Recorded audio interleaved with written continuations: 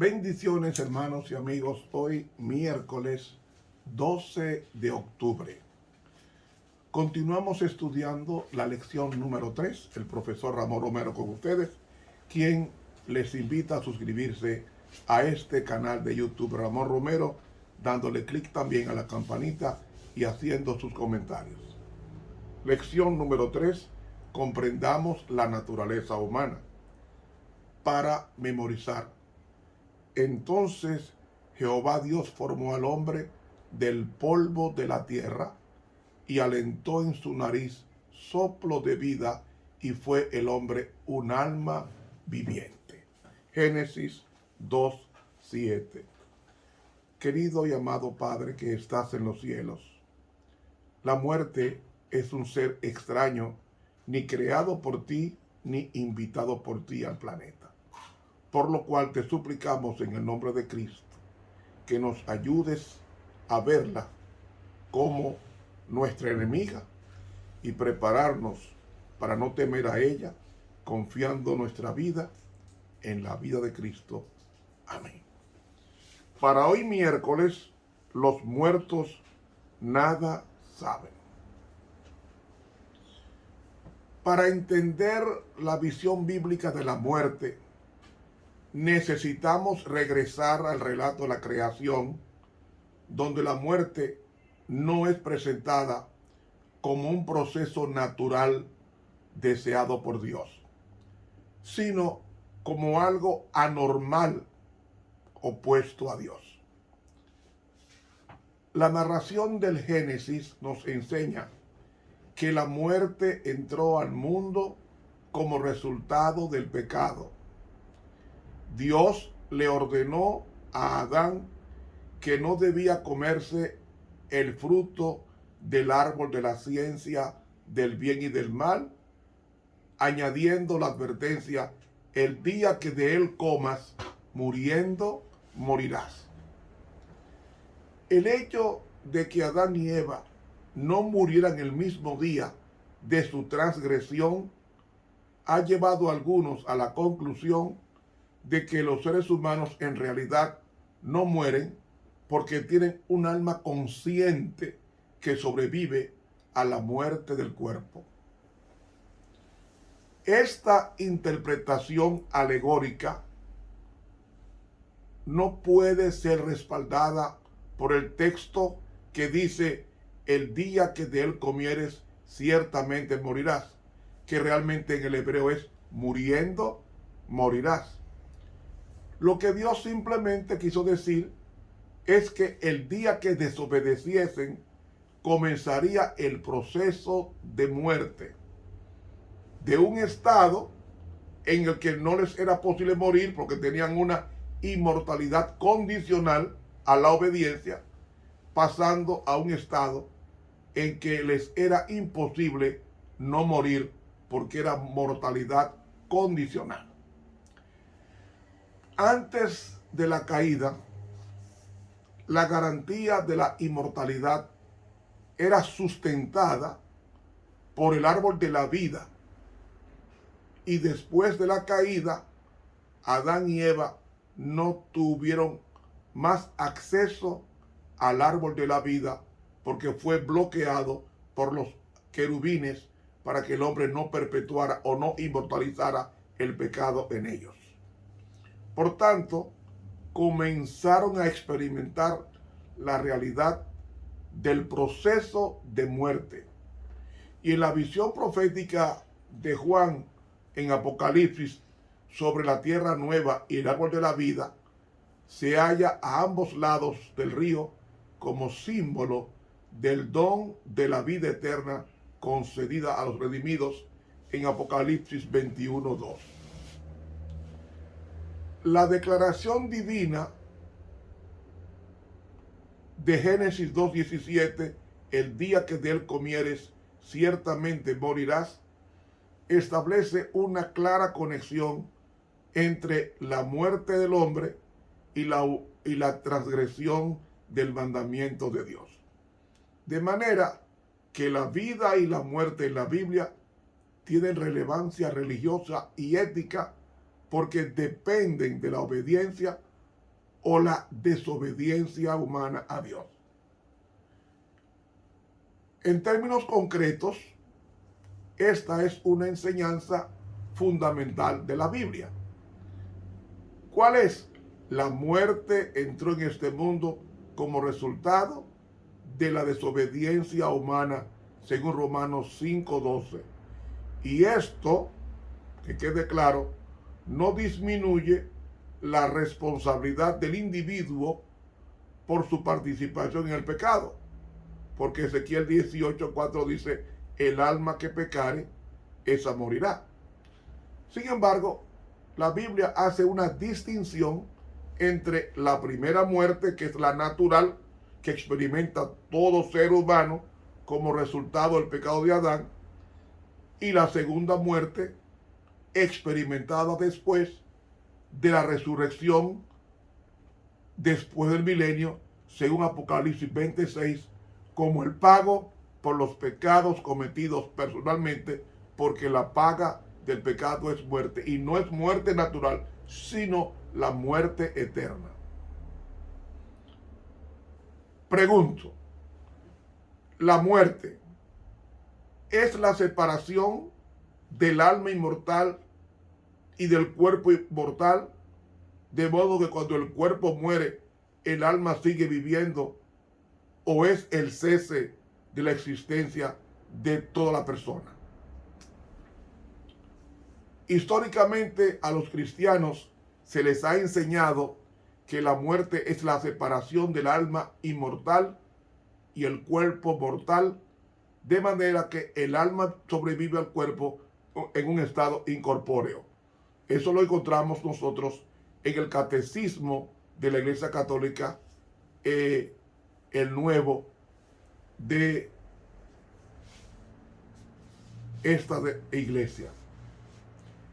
Y se ha enseñado en las religiones protestantes de que el alma es inmortal. La Iglesia Católica, el alma es inmortal, y religiones de la India que enseñan que el alma es inmortal.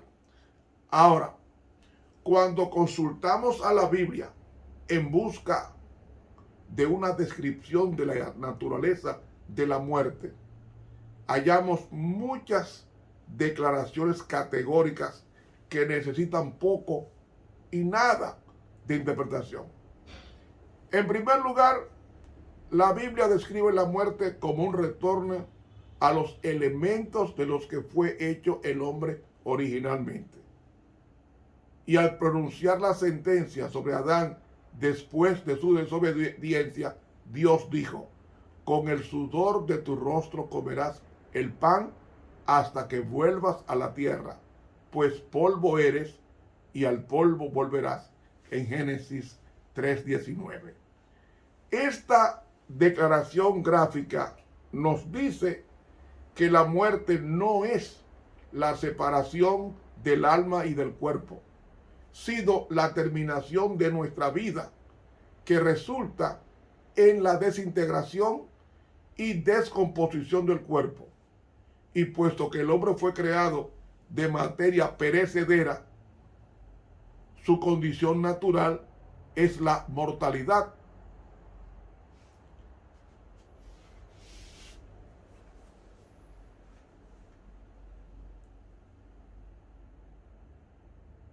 El sustantivo hebreo mavet, que se usa en el Antiguo Testamento con el sentido de muerte, aparece 150 veces y nos ofrece tres perspectivas importantes sobre la naturaleza de la muerte. Primero, no hay memoria de Dios en la muerte, porque nos dice el Salmo 6:5 lo siguiente: porque en la muerte, está mavet en el hebreo, porque en la muerte no hay memoria de ti en el Seol. ¿Quién te alabará? La razón de no tener memoria en la muerte es simplemente porque el proceso del pensamiento se detiene cuando muere el cuerpo con su cerebro. Dice el Salmo 146:4, pues sale su aliento y vuelve a la tierra. En ese mismo día perecen sus pensamientos.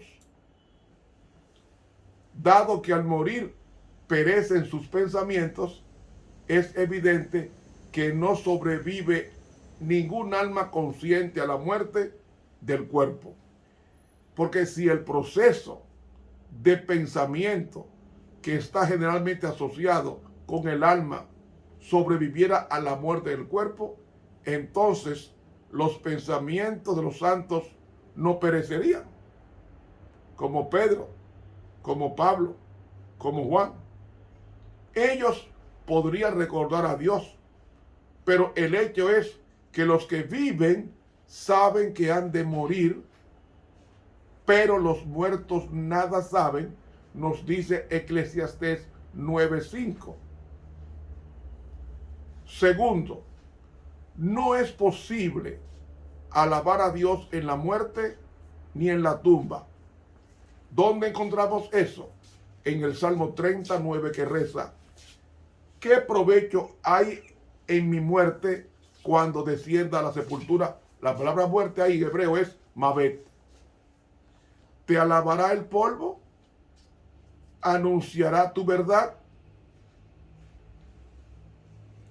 Al comparar la muerte con el polvo, el salmista claramente muestra que no hay estado de conciencia en la muerte, porque el polvo no puede pensar. Y si no hay conciencia cuando yo duermo hasta que despierto, mucho menos cuando esté muerto. ¿Me hago entender? El mismo pensamiento se expresa en el Salmo 115:17, que reza así: no alabarán los muertos a Jehová, ni cuantos descienden al silencio. Qué contraste con la opinión popular bulliciosa de la vida después de la muerte, donde los santos alaban a Dios en el cielo y los impíos claman en agonía en el infierno. Ven que los muertos nada saben. San Pedro no está en el cielo. San Pablo no está en el cielo. Él mismo lo dijo: por lo demás me está guardada la corona de justicia, la cual me dará en aquel día el juez justo, en aquel día, y no solamente a mí, sino también a los que aman su venida. Es decir, Pablo colocó su gozo en la presencia de Dios cuando viniera por segunda vez en gloria, no cuando iba a morir, como él dijo: ya mi partida está cercana. En 2 Timoteo, mi partida está cercana. Como leemos a continuación en Timoteo, el apóstol Pablo, en el capítulo 4, la segunda carta, dice: porque ya yo estoy para ser ofrecido y el tiempo de mi partida está cercano. He peleado la buena batalla, he acabado la carrera, he guardado la fe.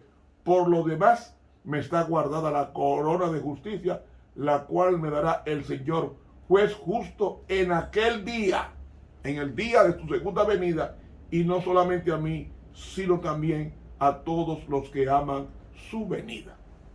Así que está claro de que tanto Pedro como Pablo están en los sepulcros hasta la mañana gloriosa de la resurrección de los muertos en Cristo. Tercero, la muerte se describe como un sueño. En el Salmo 13, versículo 3 dice: mira, respóndeme, oh Jehová Dios mío, alumbra mis ojos para que no duerma de muerte. Esta caracterización de la muerte como un sueño se da frecuentemente en el Antiguo Testamento como en el Nuevo Testamento. ¿Por qué? Porque representa adecuadamente el estado de inconsciencia en la muerte.